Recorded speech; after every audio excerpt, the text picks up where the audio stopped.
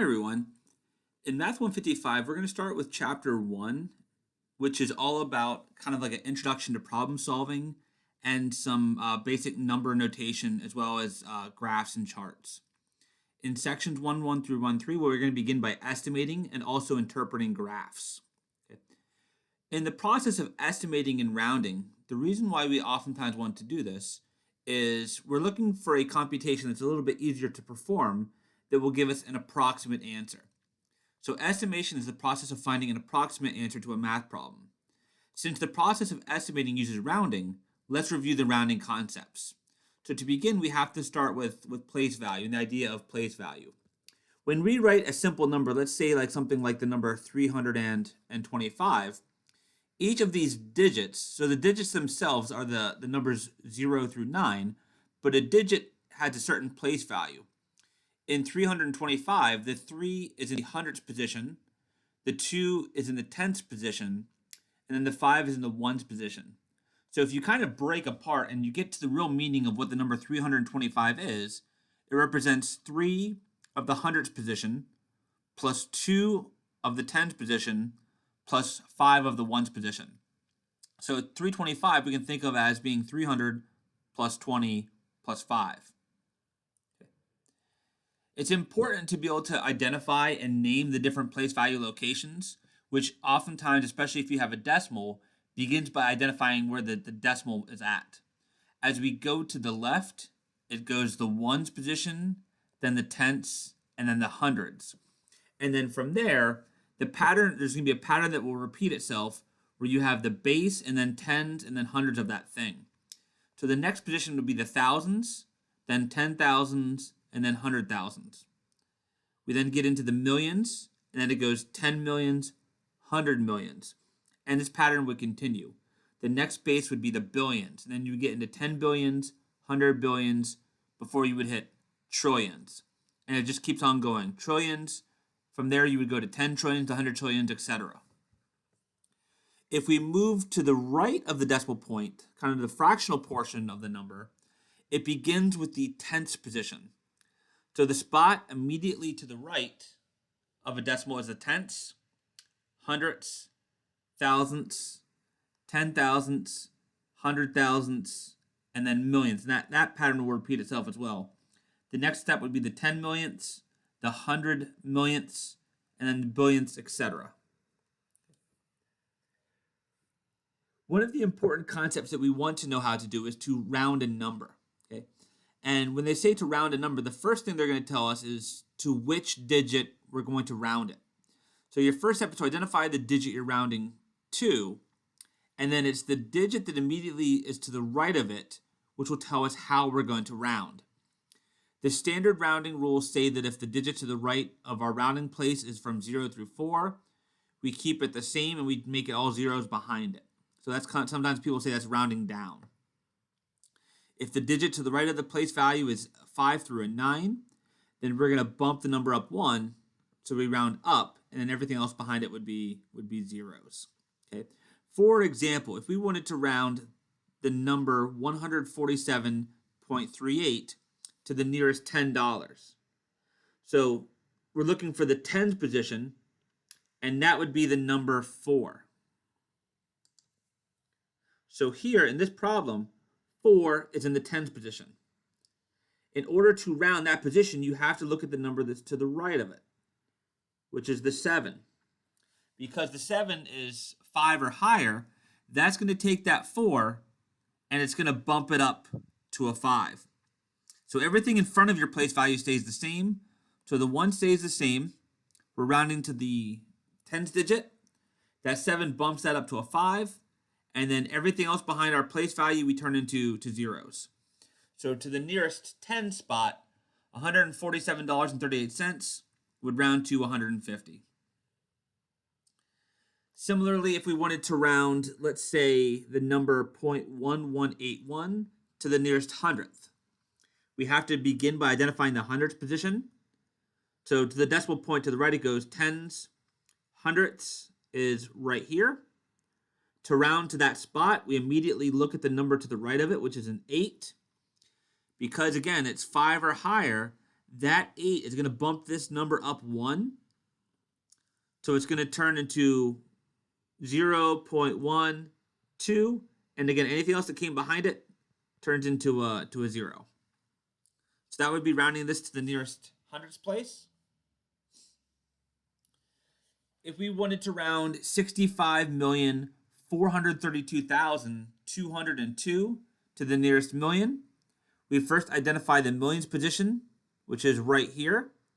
We look at the number to the right, which in this case is a 4. Because the digit to the right is a 0, a 4, it will not round this up. So that's going to stay a 5. So it's going to be 65 million. And again, once you do the rounding, it stays the same. Everything else behind that place value then becomes a 0. So rounded to the nearest million, our number would be 65 million. When we use estimation to simplify numerical calculations, there are 2 steps that are involved. The first step is to round the numbers that are being used in the calculation, and then we're going to perform the operation or operations involved. Okay. For example, let's suppose that you're in a situation where maybe you don't have a calculator handy, and maybe you're the owner of an apartment complex, and you want to buy 6 refrigerators for a new building. We want to choose a refrigerator that's going to cost $579.99 per refrigerator, and we want to estimate the total cost. Okay, again, wording in mathematics is very important. You always kind of have to pay attention to the direction of any problem, no matter what it is, whether it's math or otherwise. But they don't say to find the exact answer. The problem here is asking us to estimate. Okay? So in order to estimate this, let's take a look at the number that we're working with. Each refrigerator costs $579.99. If we were to round this, the easiest way to round it in order to do a calculation would be to round it to the nearest hundredths. If we round this number to the nearest hundredths, then that 7 would bump that 5 up to a 6. And so the cost of each refrigerator to the nearest 100 would be 600. If that's the cost of each refrigerator, then we can very quickly, and probably even in our heads, do the arithmetic. It's $600 for each. If we have a total of 6 of them, then that's going to work out to be a total of $3,600. Okay. So that would be an estimation. We would say that those 6 refrigerators in total would cost approximately, or estimated to be, about $3,600.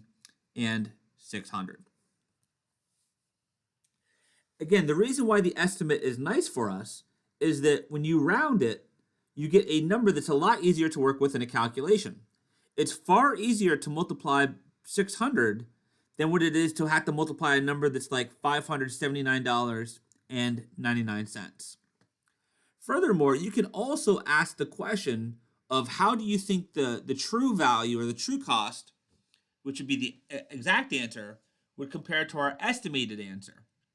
And for this one, if we think about it, we rounded the price up for each refrigerator, which means that we're expecting to pay more than what we would have to do in actuality. And if that's the case, then we would think of this as being what's called an overestimate. So the $3,600 is an overestimate for the total cost, meaning that we would expect the actual cost to be less than that.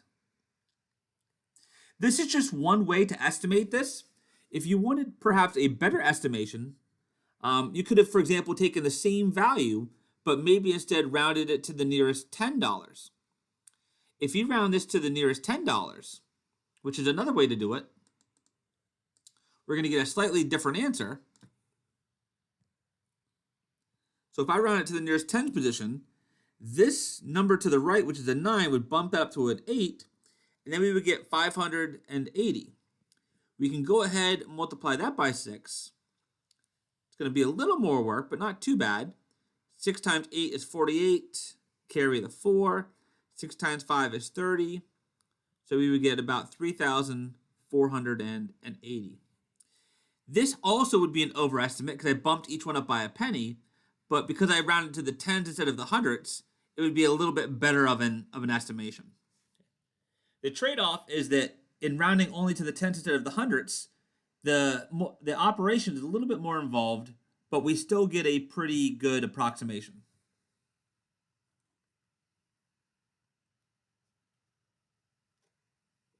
Let's take a look at the next one. It says we're considering getting a new cell phone plan where we have to pay $179 up front for the latest phone, and then the monthly fee is going to be $39.99, where it includes all of these things: unlimited minutes, data, and messaging. It says estimate the cost of the phone for 1 year if there are no additional charges. Okay, we can certainly do this. Let's go ahead and first off begin by estimating the numbers that we're working with. Okay. So for the $179, if we would round this to the nearest tenth, just a little bit easier of a number to work with, that would round up to 180. The monthly charge, if we also round that to the nearest $10, that 9 would bump that 3 up to a 4, and so it would be at $40 per month. So to find the total cost of this phone, we need to figure out how much are we going to pay in monthly charges for the year. Well, that's going to be 40 times 12, and that's going to be $480 just for the monthly fees. In addition to that, we have to add on the flat fee of $180. And if we do that, that's going to give us about $660 for the year to pay for this phone. Now, this is something that some of you might find yourself doing, especially if you're doing budgeting or if you're trying to consider a future purchase. Let's again talk about this estimate.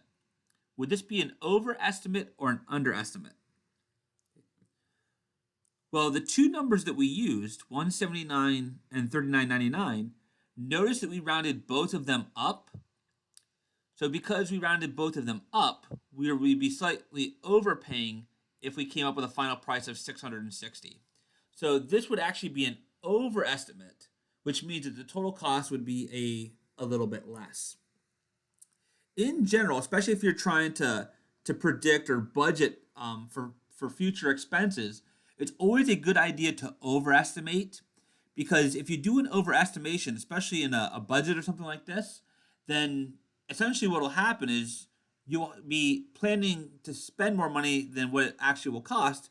So you actually a lot of times will end up with some extra money at the end.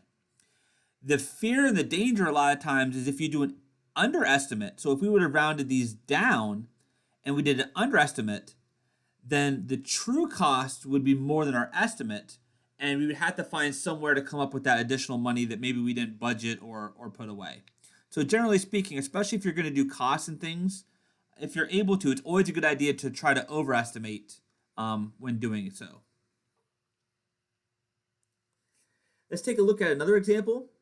It says the Asbueno family plans on remodeling their living room. They will be replacing 21 square yards of carpet at a cost of $23 per square yard. And they have 26 linear feet of wallpaper installed. They'd like to keep the total cost around $1,000. Okay. The question is, what is the cost, not just the cost, but the cost per foot of wallpaper they can afford? If you go into any kind of like home goods store, like your Lowe's or Home Depot or any kind of store like that, a lot of times if you're looking at materials, they'll tell you the price per item. And in this case, you can see like, for example, wallpaper that's maybe like $19 a linear foot or $32 a linear foot. But we want to figure out like how much would we be able to spend per linear foot if we're trying to keep the total bill around $1,000. So the first thing is, we know how much wallpaper we're going to get. We need to have 26 linear feet, but we don't know the price per foot.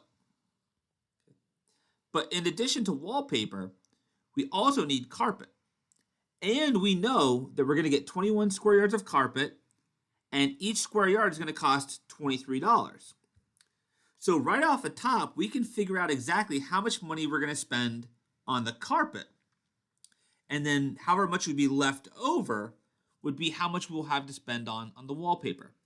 So let's figure out first, how much money are we going to have to spend on the wallpaper? Okay. And again, right now we're just going to estimate these. In terms of performing a calculation, 21, if we round it down to 20, would be a little bit easier to work with, rounding that to the nearest tens position. And for 23, if we're talking about trying to estimate and using a calculation, you could round this down to 20 as well. But multiplication by like powers of 5, like 25, isn't too bad either, especially if you're thinking of like money, things like quarters, etc. So let's round the 23 up to 25. If we're going to assume that we have 20 square yards and each square yard is $25, then the total amount we're going to spend on wallpaper is going to be, on carpet, it's going to be 25 times 20, and that's going to be $500. So $500 of our budget is spent on carpet. How much then would be left over to spend on the wallpaper? Well, remember, we want to keep it to about 1,000. If I take away 500 for the carpet, then that means that we have $500 left to spend for the wallpaper. We also know that we need 26 square feet, 26 linear feet of wallpaper here. If I want to use that in a calculation, let's go ahead and round that down to 25 because it's a nice division. I can take 25 and divide it into 500. 25 goes into 500, a little bit of old school arithmetic. Again, for our class, you can use a calculator for this. But that goes in 50, 0, 0, break it down for the 0, and we would get an answer of 20. So for this particular family, they would be able to spend about $20 per linear foot for their wallpaper. The next thing we're going to turn our attention to is bar graphs. A bar graph is a graph used to compare amounts or percentages using either vertical or horizontal bars of various lengths. The lengths correspond to the amounts or percentages, with the longer bars representing larger amounts.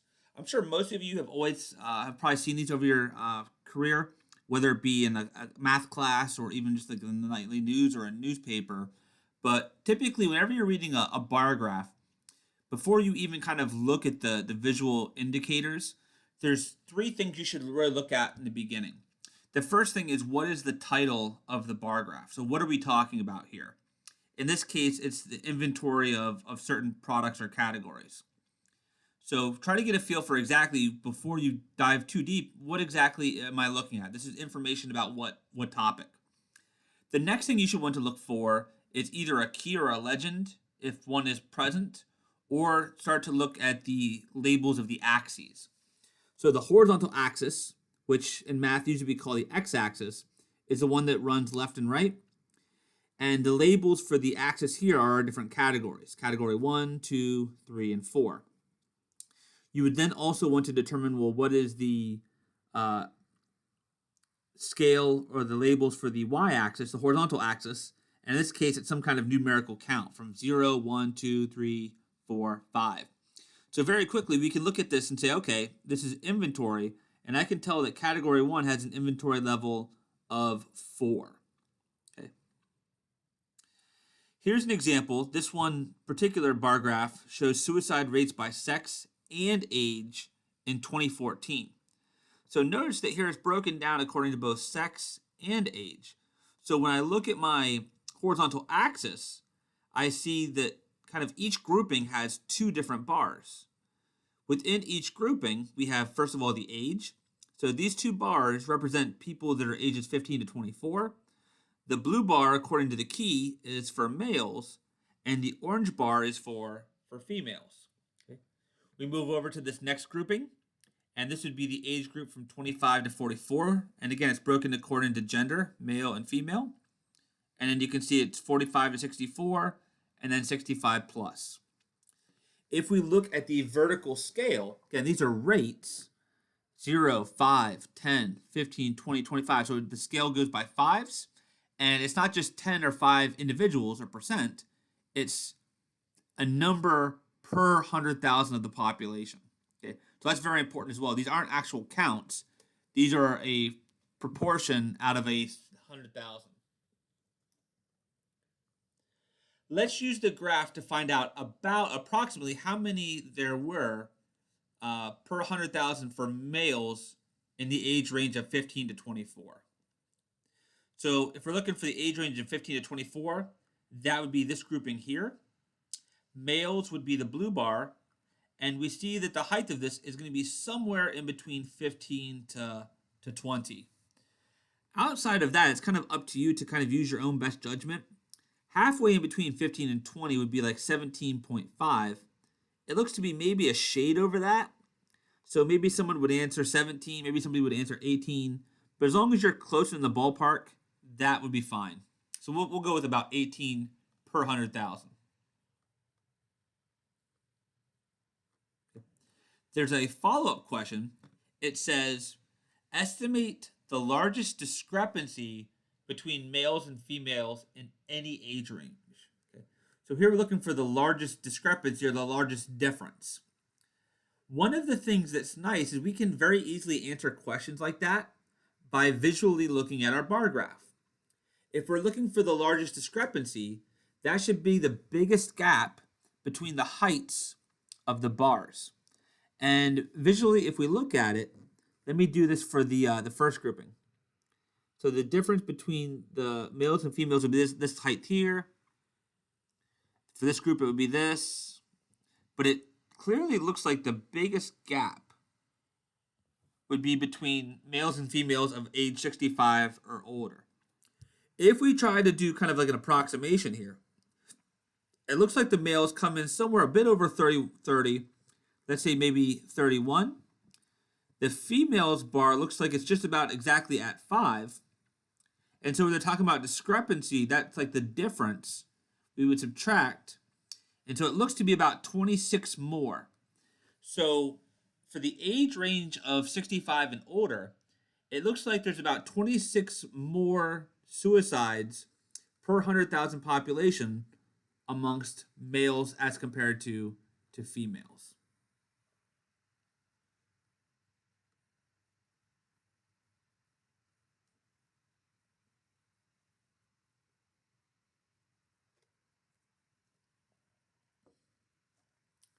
The next kind of chart we're going to look at is what's called a pie chart. A pie chart does a wonderful job of comparing different categories relative to each other when you're looking at a data set.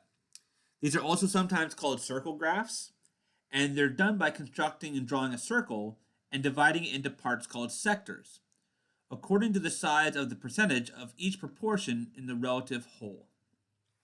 So again, it's always kind of important here whenever you're looking at any kind of graph to try and see what the topic is.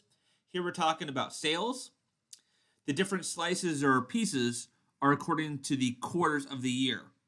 So the first quarter is the aqua slice, the red corresponds to the second quarter, purple, and then brown, etc. Typically, whenever we get pie charts, oftentimes instead of having the counts, they actually list the percentages. So we can see that the first quarter for this company or business or whatever it is represented 58% of their total sales. They did 23% of their sales in the second quarter, 10% in the third, and only 9% of their business was done in the fourth quarter. Here's an example that talks about fatal occupational injuries. So these are ways that people passed away on their job. By far, the largest we can see was transportation. Assaults and violent acts was 17%. Contact with objects and equipment, 16%, etc. If we actually know that the total number that the pie chart was based out of, then we can actually find the exact count for any topic or any sector by doing a percent of type problem. For example, if we are told that the total number of fatal injuries for the year was 4,585, then we can estimate the number that resulted from assault or violent acts because it's going to be 17% of that 4,585. So to take 17%, we'll talk about this in a coming section, but we need to change the percent to a decimal. That's going to be 0.17. That's our 17%. Of means multiply. And we're just going to simply take that and multiply that by 4,585. If we take 0.17 times 4585, we get approximately, it's actually equal to 779.45, but we know that we can't have like a fraction of a fatality, so we're going to round this to the nearest whole number. So if we round it to the ones position, so we're going to round here. The number to the right is a 4. That means that it's between 0 and 4, so it's not going to round it up. It's going to stay 779. So of all of those casualties, 779 of them, which is 17%, correspond to this grouping.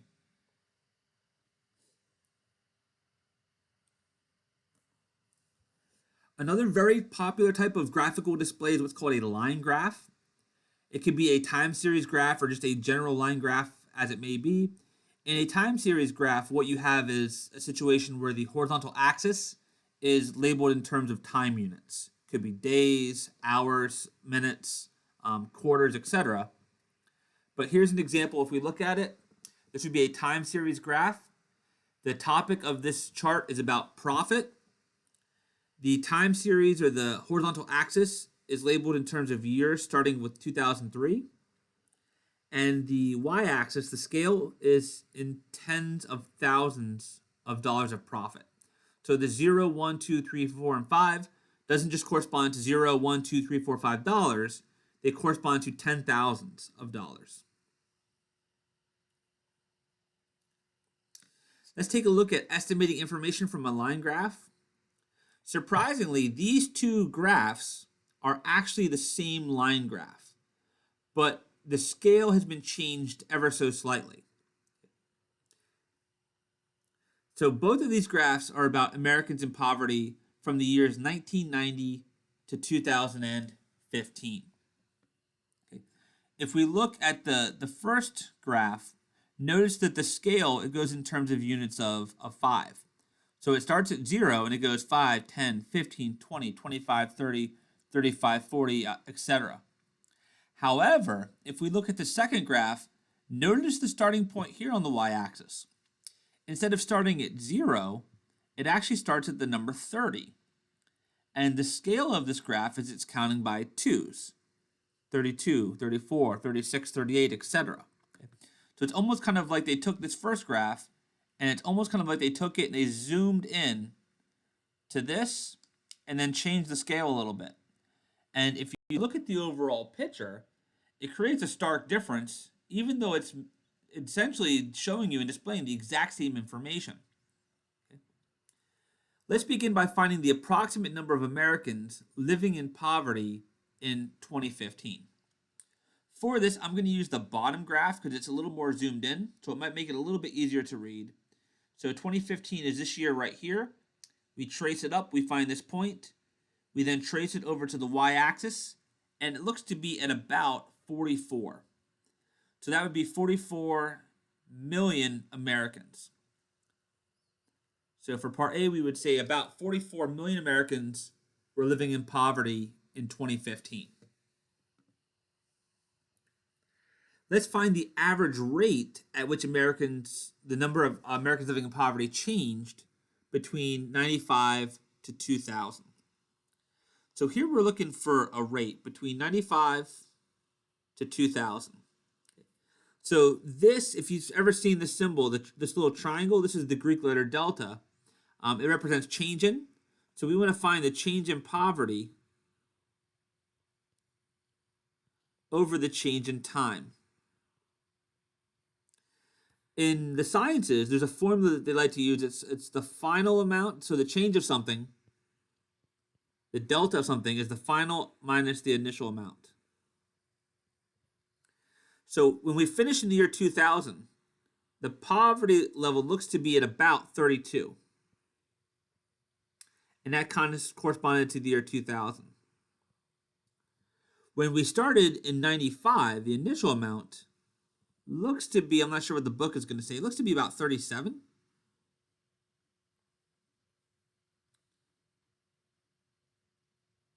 $38 maybe?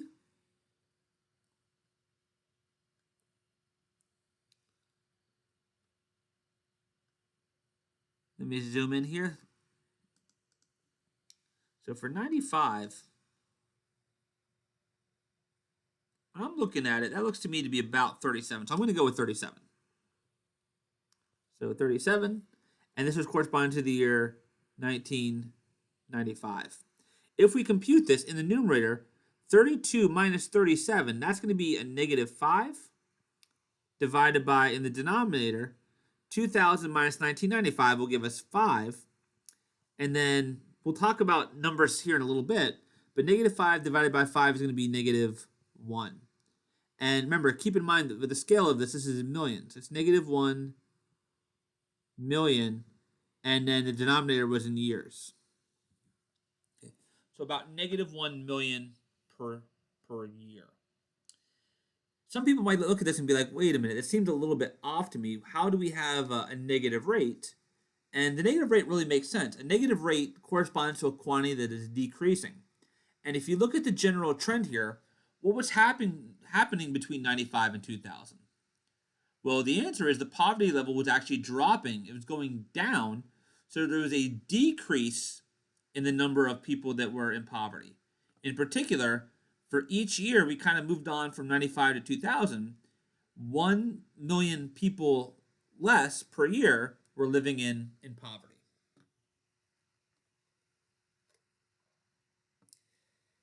Part C says to estimate the year in which the Americans living in poverty first topped 40 million. So we're looking for the threshold where the poverty level topped 40 million. 40 million is right here. And it seems like somewhere right about this time, if we trace it down to the horizontal axis, looks to be about when we hit 40 million of poverty and beyond. That year, it's certainly after 2005. I think you could just look at this and maybe make the case for either 2006 or 2007 would seem like they would be appropriate. So again, 2006, 2007, kind of use your best guess there. It's not exact.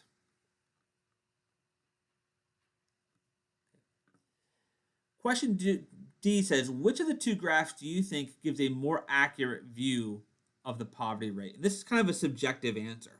Okay. I would also ask you as a follow-up to at least convince yourself and kind of look at this and realize that these two graphs both represent the exact same information. However, if you look at this graph here, the bottom one, it certainly looks like there's a massive increase in the poverty level. When in actuality, if you kind of look at the graph above, there's certainly an increase, but it doesn't look to be as dramatic and drastic as what you see in the graph below. And so that's why the scales and the axes are so important. The way in which we label and organize and sort our information can lead to, kind of these different visual pictures where the one picture might look like, yeah, it's increasing, but it doesn't look like it's so horrible. Whereas this one tells of more of like a doomsday type scenario where it looks like there's a huge increase in poverty. Okay, so it's always important to kind of critically read the information. Be very careful. A lot of people will try and mislead others, especially news medias or people that have an agenda. They'll try to play with the graphs and the numbers to try and prove their case by maybe exaggerating certain aspects of a graph and diminishing or downplaying others.